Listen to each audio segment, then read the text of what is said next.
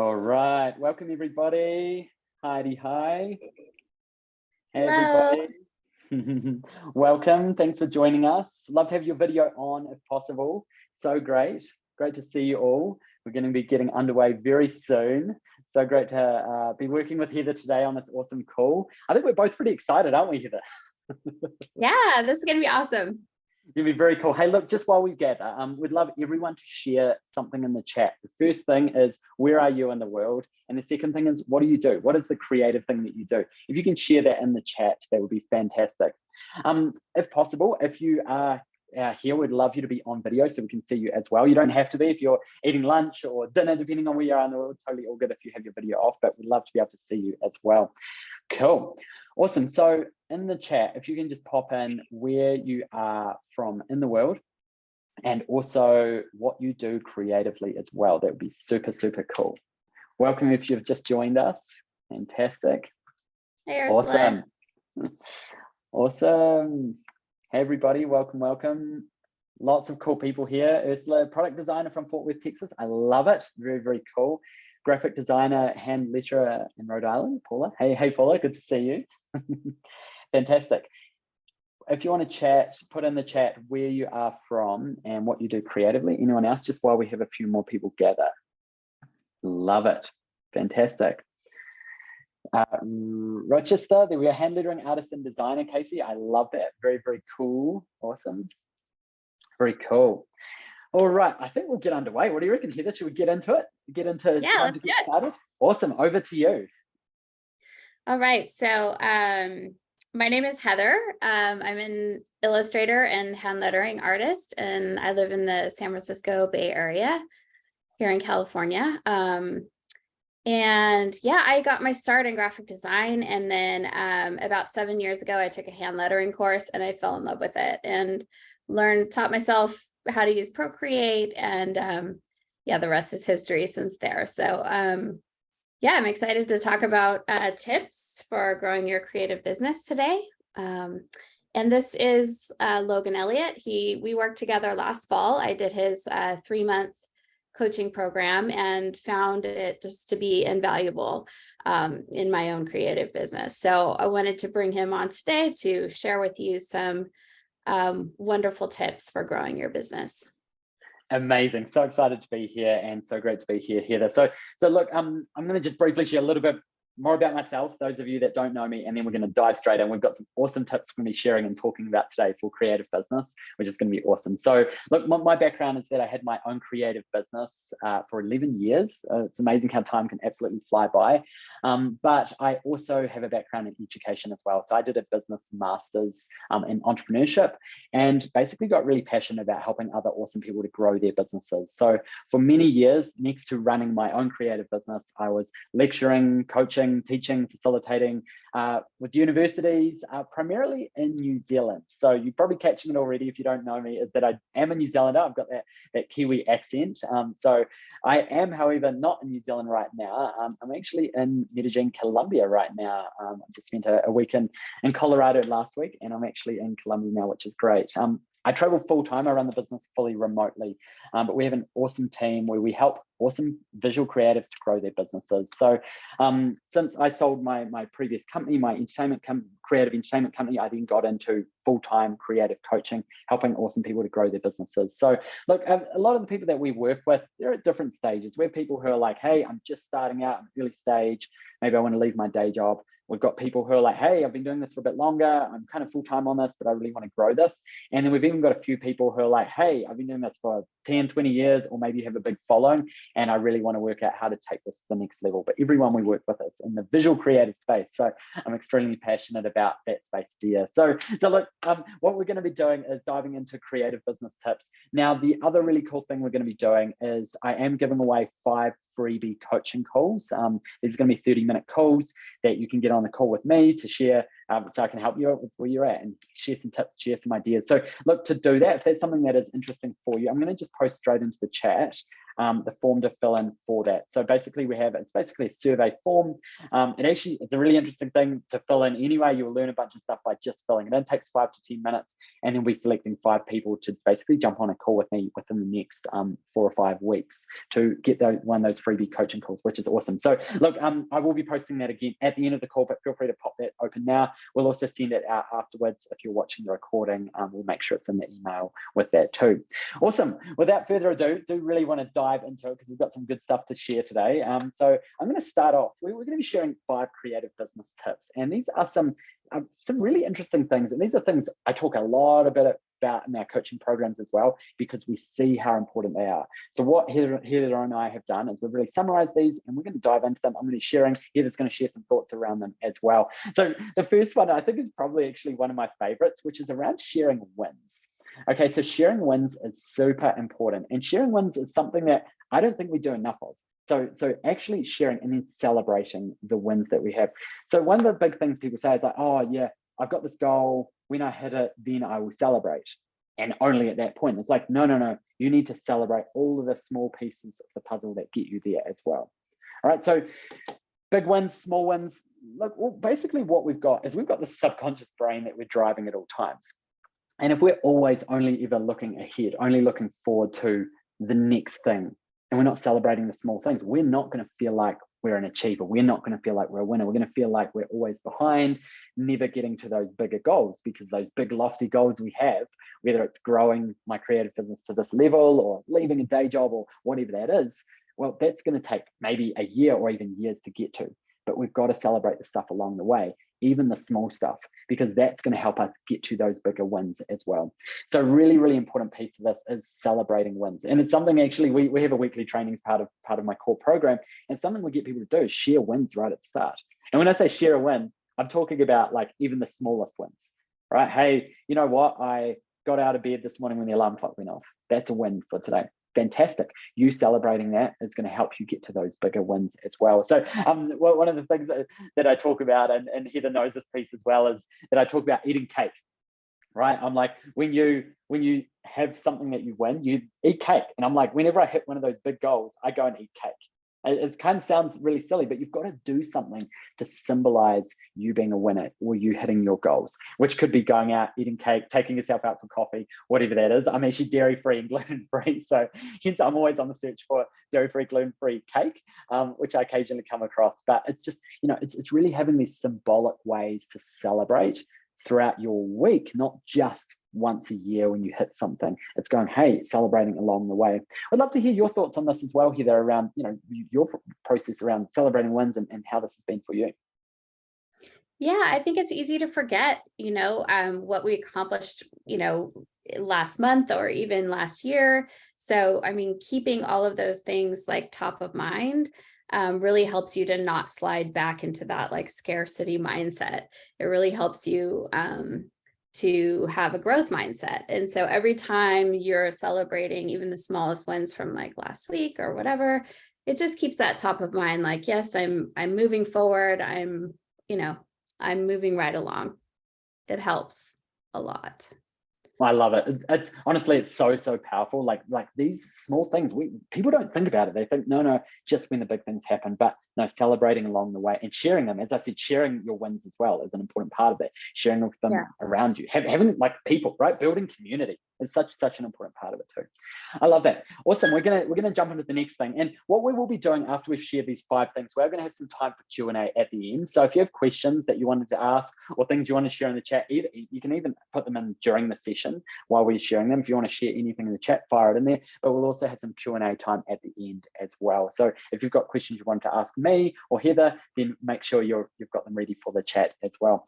Cool. The second thing we're going to talk about is using social media to grow your business. And we're going to specifically actually talk about Reels.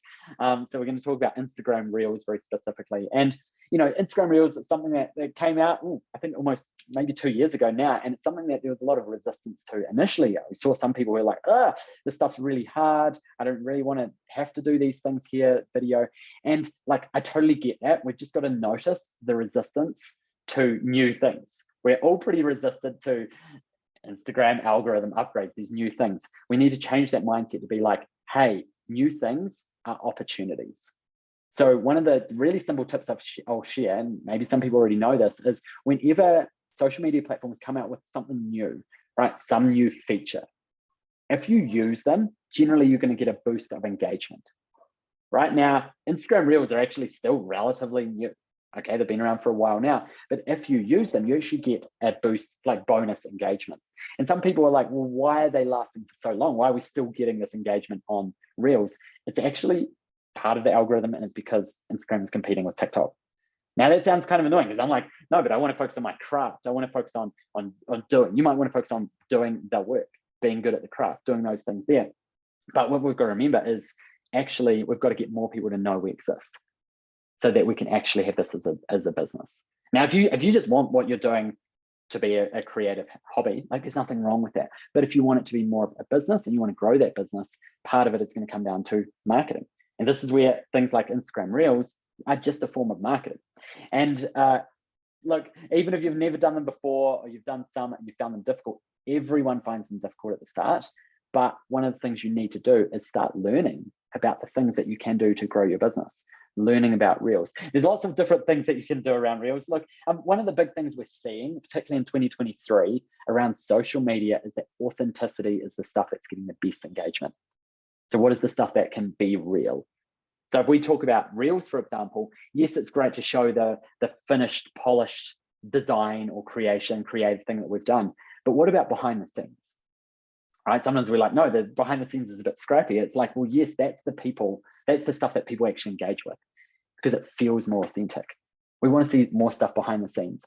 Some of you might have heard there's a new social media platform out called Be Real. Right? If you haven't heard of it, go check it out. It's slowly becoming popular. I don't know how popular it'll be, but basically once a day, you have to take a photo of where you're at a certain time. And it's the front camera and the back camera, and it'll do both at the same time. The idea behind its popularity is the authenticity behind it. So that's when you think about your social media, how can you be more authentic? Through Reels, you could be doing things like behind the scenes footage. You could be doing things around your inspiration for your creativity, your inspiration for your designs. So, a few different messages within this. One of them is that Reels are definitely still an area that is really, really popular and still something you can lean into. If you've noticed a lot of resistance around making them, it's because you haven't had experience and you need to learn more about that. You need to learn more about using these things because this is a type of marketing as well. Love to hear your thoughts around Reels as well, Heather. Yeah, I mean, I agree with you. I think the more authentic you show up in Reels, the more engagement I've seen. But I think one of the biggest, hoops that people have to jump through is not everyone's comfortable doing video of themselves talking or whatever. And so, I mean, I think in my own business, I've done a little bit of work here and there. I'm sort of slowly, getting more comfortable on camera by doing like these webinars, for example, or just like, saying one thing here and there and just practicing. And that really helps. And then I also have actually a Reels freebie. It's full of ideas for Reels. If you sign up for my email, I'll send it to you. I love that. Maybe you can actually pop that in the chat as well. The link to that if you can try find it. So I love it. Once again, sometimes we've just got to notice the resistances. I've spoken to many people. A lot of our clients sometimes have real challenges around getting on Reels. Do I have to do this? And I'm like, well, no, you don't have to. There's lots of ways you can market your business. You don't have to do Reels. But what we've got to be aware is this is just a really good opportunity to actually grow your business. And there's many other harder ways to grow your business than learning about this really cool area of Instagram that you can be using. Awesome. We're gonna keep taking you through these creative business tips. The next one we're going to dive into is around premium offerings, and this is something that I'm very passionate about. My belief is that everyone here and everyone in visual creative business should have some form of what we call a premium offering. Now, I'm going to put a definition of that because there's lots of ways to define it. You should have something that you can sell for $300 plus to an individual person, an individual client, right? So for some of you, that could be $1,000 plus, $2,000 plus, could be the $300, and that's totally fine. But this is something that I see a lot of people struggle with. They get into these areas that are lower priced offerings, right? So whether that is more thinking about licensing or print on demand or even product. Now, I'm not saying that these are bad things to get into. You can certainly get into these areas, but they're probably not going to be the thing that's going to help you leave the day job or get this business earning 5 to 10K per month, right? So after working with many, many clients and talking to lots of people, we've never seen anyone actually build a business without having a premium offering of $300 plus. I think this is a really important part of it. So look, once again, not saying you don't have to, I'm not saying avoid the other things. I'm just saying that you do need to have something. You may not know what that is, but the question you've got to be asking yourself is, what could I be doing with my current creative skill set that I could charge these amounts for? Could be a product, could be a service.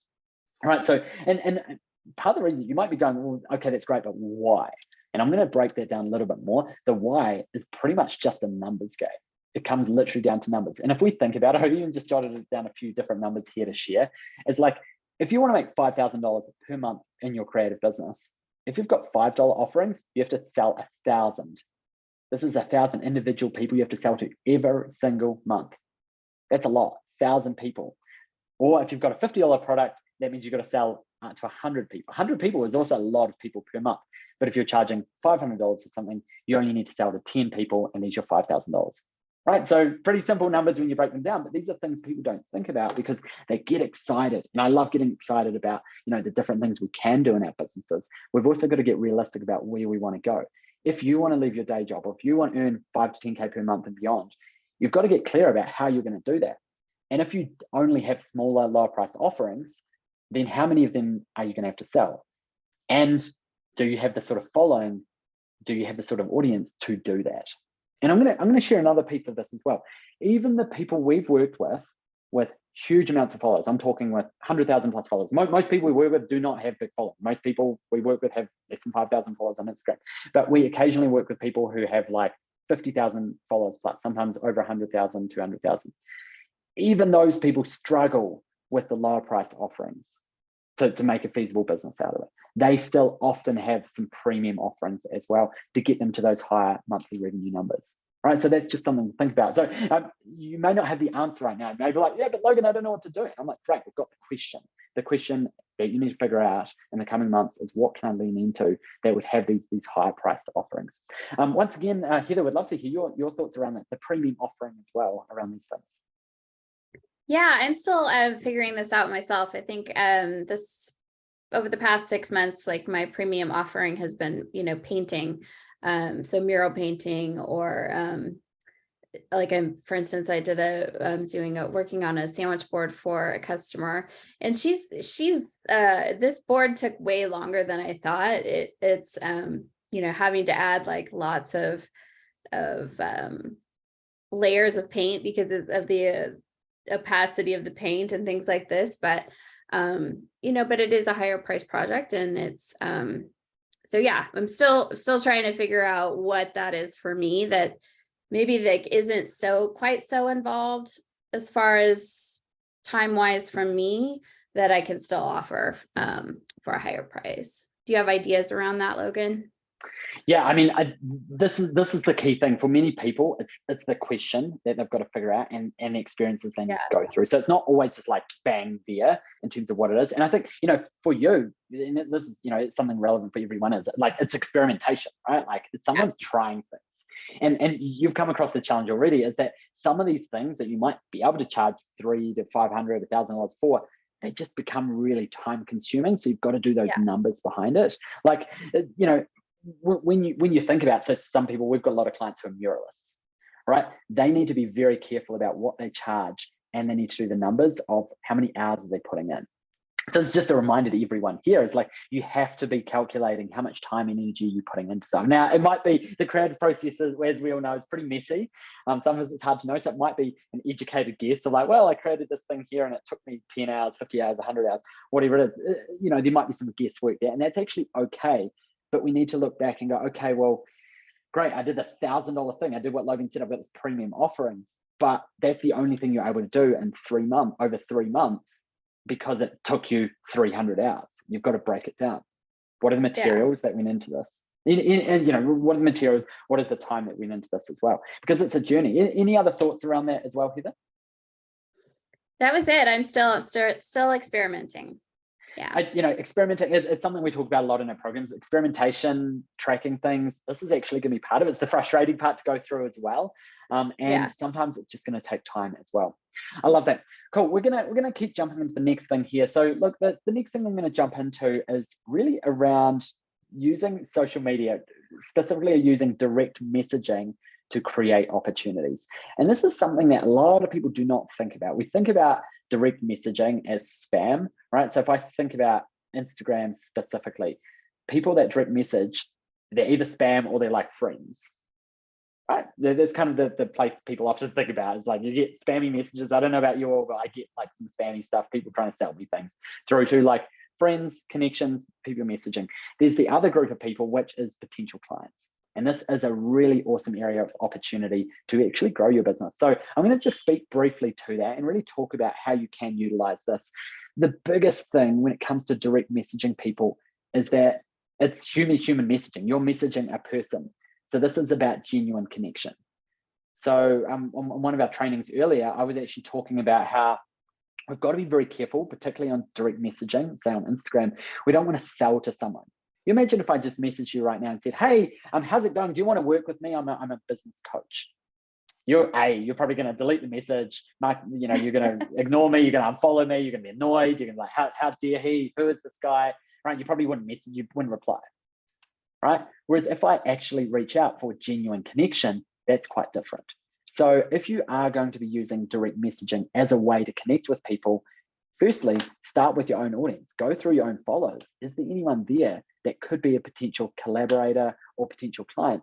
And then reach out to them for a genuine connection, a genuine conversation that could lead towards, hey, by the way, I do these things here. Would you be interested in chatting more about that? We could talk more on email. I could send you some information. But one of the things I love about Instagram DMs is it's quite informal at first, and you can kind of build that relationship, and it can then escalate if you want it to. The other beautiful thing about direct messaging is that people can ignore it. If they're not interested, they can just ignore it. All right. One of the things I hate about, like, even, people still do like call you. I don't know how many people sometimes get calls from, people trying to sell you stuff. Oh, it's so annoying. It's like the phone ringing. It drives me crazy. Whereas this here is like, they can just ignore it. They can completely ignore DM. So if they want to engage, they can. If they want to ignore it, they can as well. So, it's something that a lot of people don't think about. Also, if you're looking for ways to connect with people, this is one of the ways that people often forget. Yes, cold email.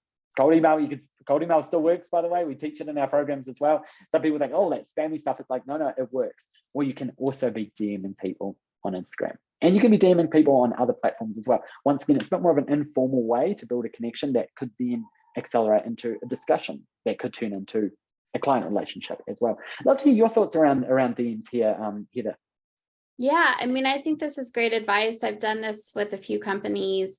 Probably not enough to see any real connections happening as far as marketing wise, but this just reaching out to other artists, and I've been doing that for quite some time now, and that's, I think, been really helpful for collaborating for drawing challenges and things like that. And I've met a lot of other artists that way.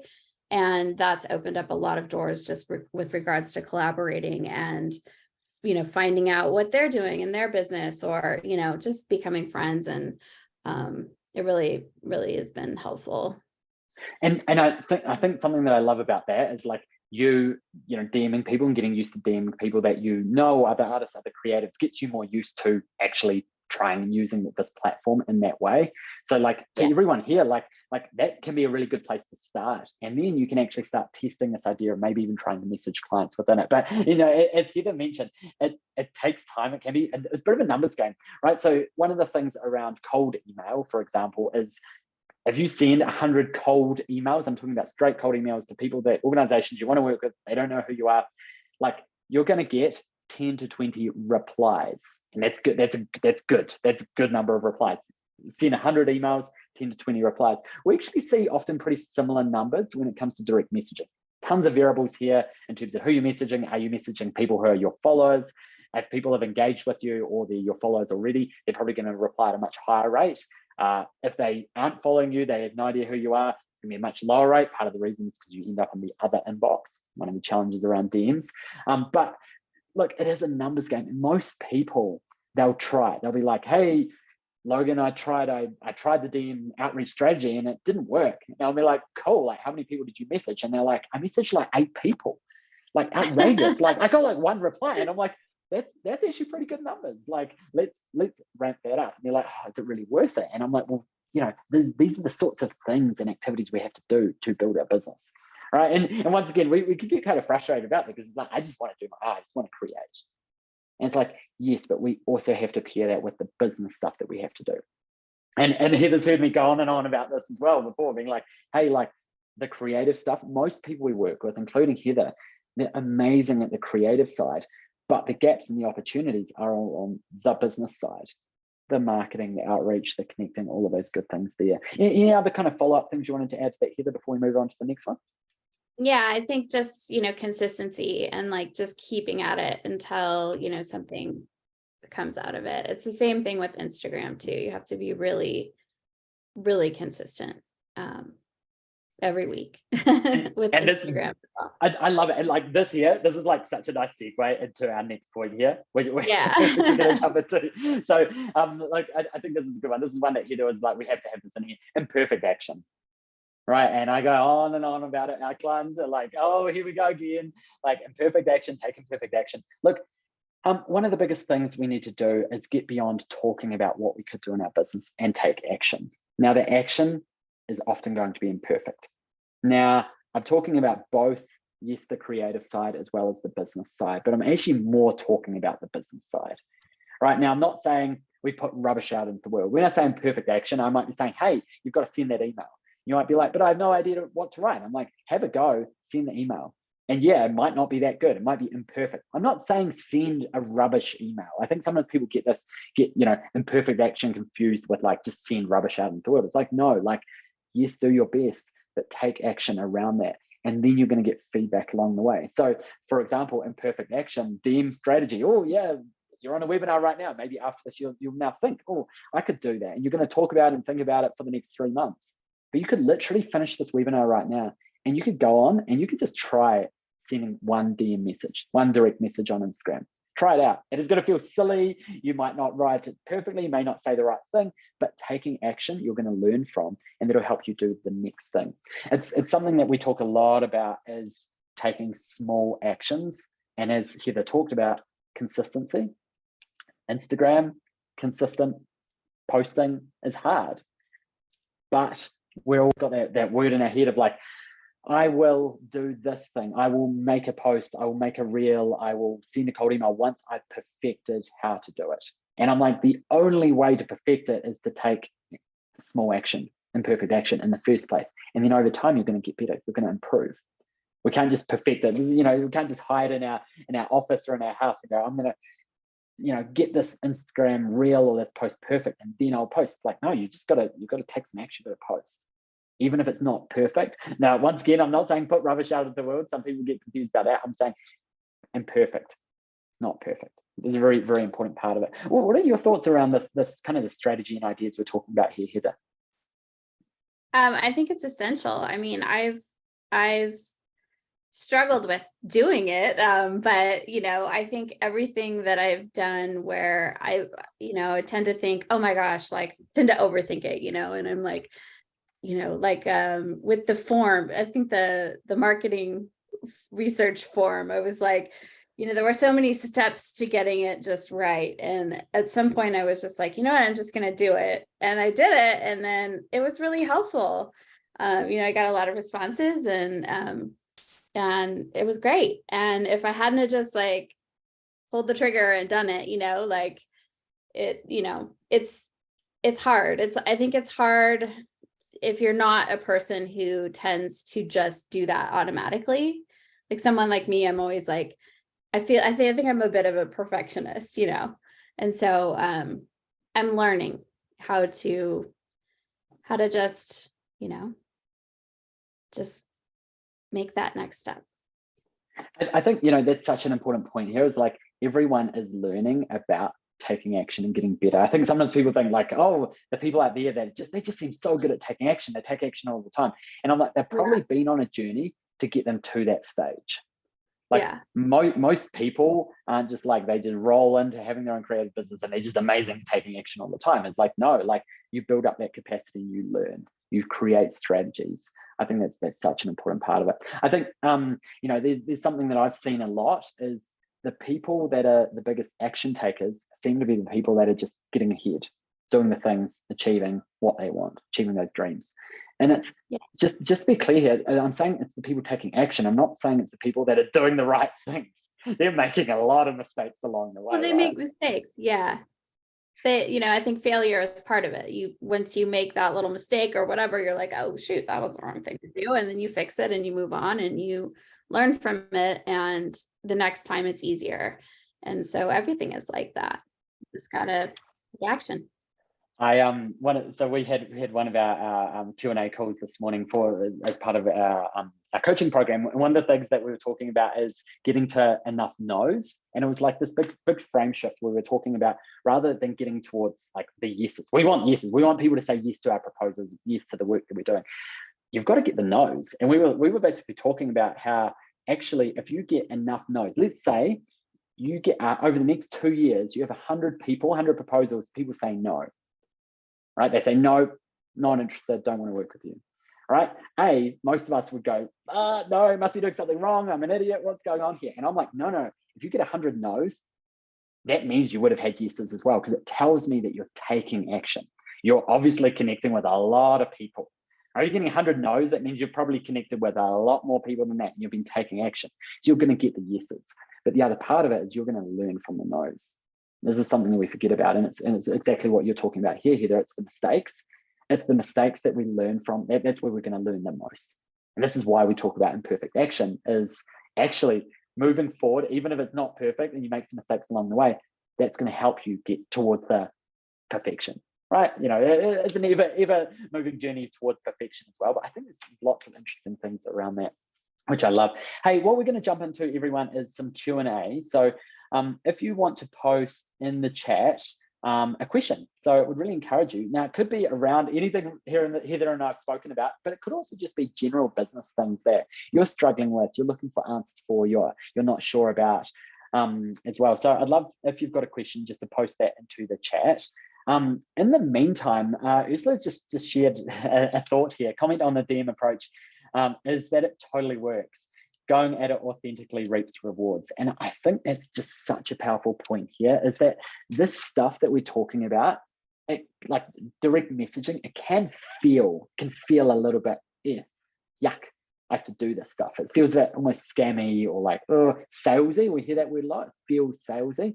We suddenly picture ourselves as like the used car salesperson on the corner trying to sell a car that's, you know, got all these issues we're not going to tell someone about. Like, that's often how we feel.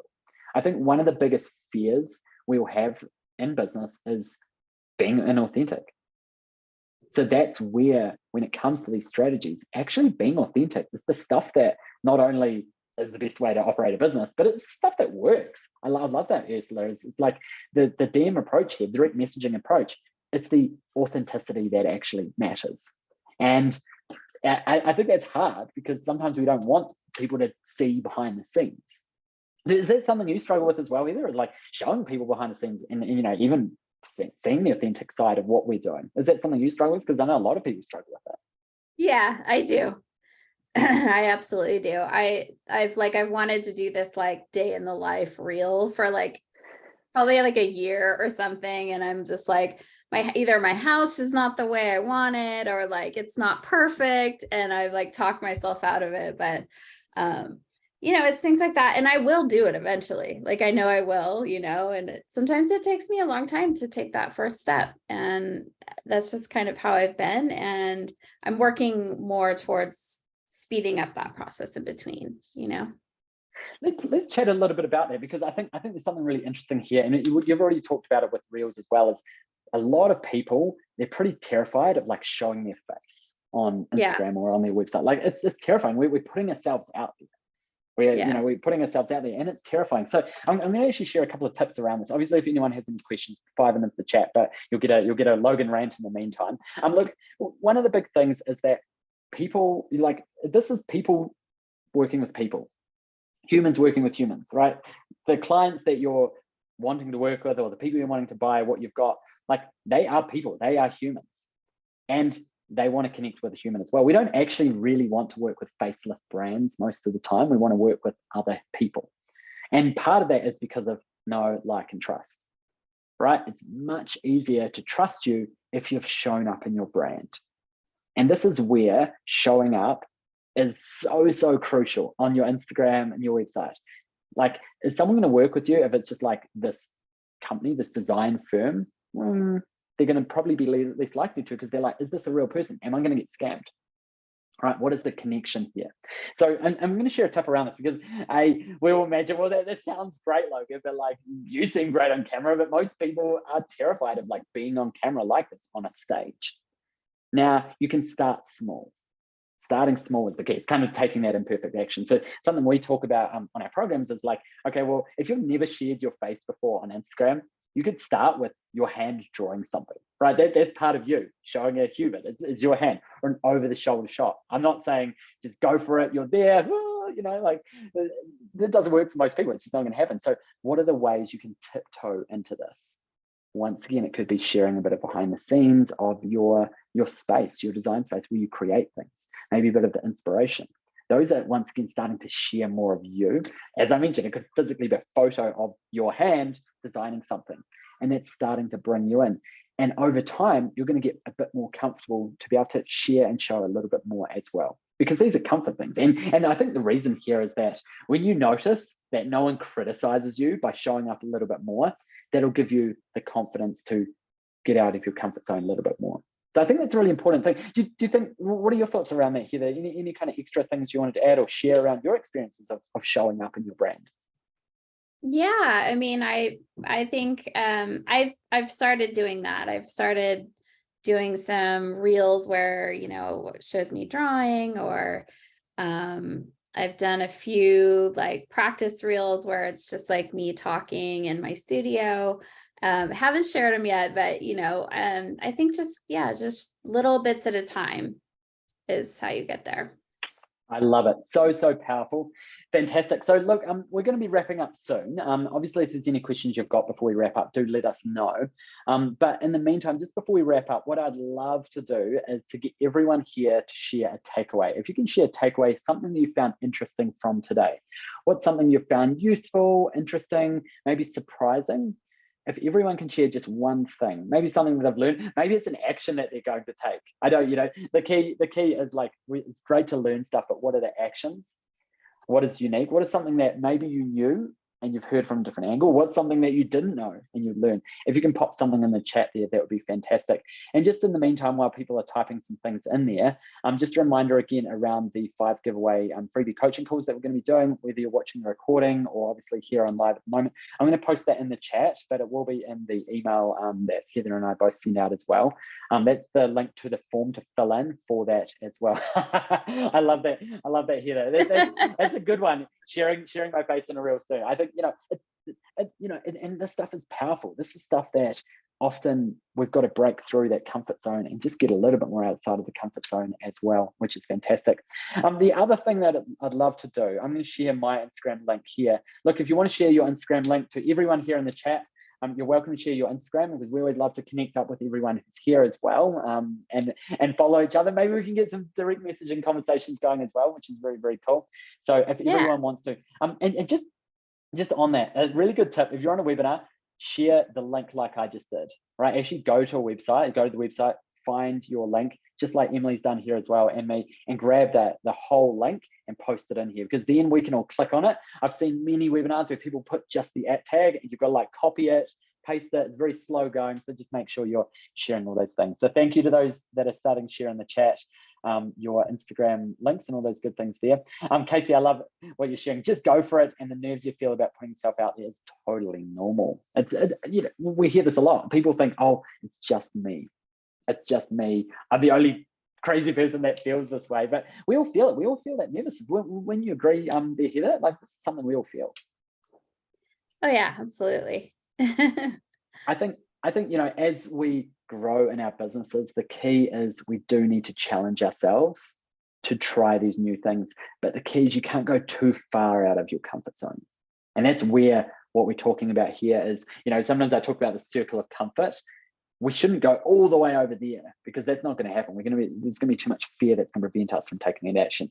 How can we tiptoe out of our comfort zone just a little bit? And maybe that's sending one direct message to a friend that you already know on Instagram. That's your first DM. And then you can send something a little bit more out of the comfort zone further. Or maybe it is, we're sharing on here, posting a reel with you in it. Or maybe not you, but some more behind the scenes stuff here as well. So I love that. Very good. I love the takeaway you've got here, Ursula. Going to commit to post a reel that shows images of me and my authentic self-healing journey through art. I love that. Once again, Awesome. authenticity, right? Like this is it. And I think in the coming years, I think we're just going to see this grow more and more. I don't know if the polished version of our work, of ourselves, is the thing that's going to connect and really resonate.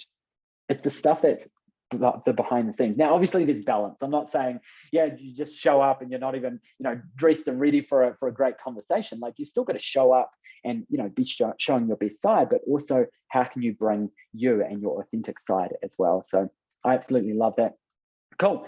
Shall we wrap things up, Heather? I think that's our session for today. It's been awesome, right? Yeah, sounds good. Fantastic. All right, everyone. It was so good. Look, we're going to wrap things up there. If you watched the recording, do check out the links we're going to send through as well. But just so cool connecting with everyone here. And thanks for sharing in the chat as well. And there's some great Instagram links. I'm definitely going to be following some more people there too, which is great. So make sure you click through the links and get following all the people on the call. Awesome. Fantastic. Have a great day, everyone. Take care. Thank you.